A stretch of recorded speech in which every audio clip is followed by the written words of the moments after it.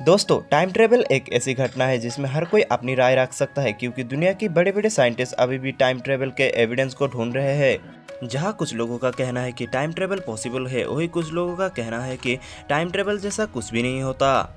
लेकिन मैं अगर अपनी राय दूं तो मुझे लगता है कि टाइम ट्रेवल पॉसिबल है क्योंकि इसका सबसे बड़ा एविडेंस था द फिलाडेल्फिया एक्सपेरिमेंट जो यूएस नेवी ने 1983 में किया था।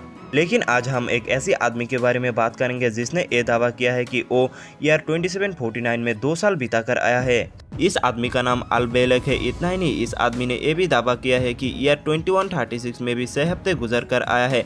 और मैं आज ये वीडियो इसलिए बना रहा हूँ क्योंकि दुनिया के बड़े बड़े साइंटिस्ट भी इसकी बातों पर ट्रस्ट करने लगे हैं, क्योंकि जो इन्होंने बताया उसमें से कुछ चीजें तो अभी से होनी शुरू हो गई है।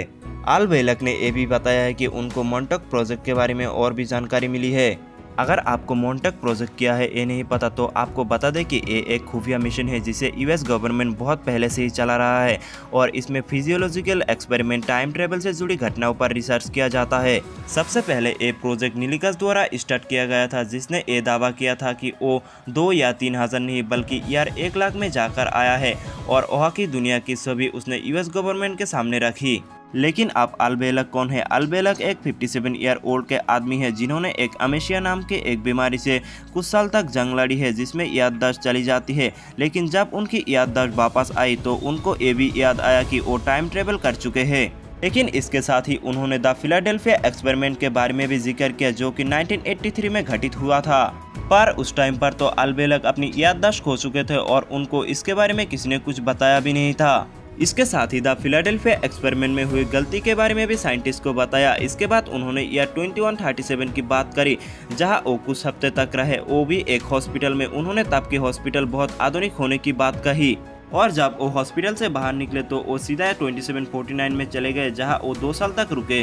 उन्होंने बताया कि वो 2749 में भी एक हॉस्पिटल में ही उठे और बताया तब के हॉस्पिटल इतनी ज़्यादा एडवांस थी कि जिसमें डॉक्टर तो थे ही नहीं, सिर्फ मशीन ही अपनी काम करते रहते थे। बड़े बड़े ऑपरेशन कुछ ही मिनट्स में हो जाते थे। इसके साथ ही उन्होंने बताया कि ईयर 2749 में तैरते हुए शहर होंगे जो कि एक जगह से दूसरी जगह पर जाने में सक्षम होंगे। पानी के साथ साथ कुछ बड़े बड़े शहर आसमान में भी बन चुके होंगे। और उन्होंने कहा ताप की पॉपुलेशन बहुत ज़्यादा कम होंगी। उन्होंने एक अंदाज़ा दिया कि 300 मिलियन के आसपास इस दुनिया में लोग होंगे, जबकि इस टाइम पर 7 बिलियन से ज़्यादा लोग इस धरती पर रहते हैं और जहां सबसे ज़्यादा पॉपुलेशन होगी वो हमारा भारत होगा।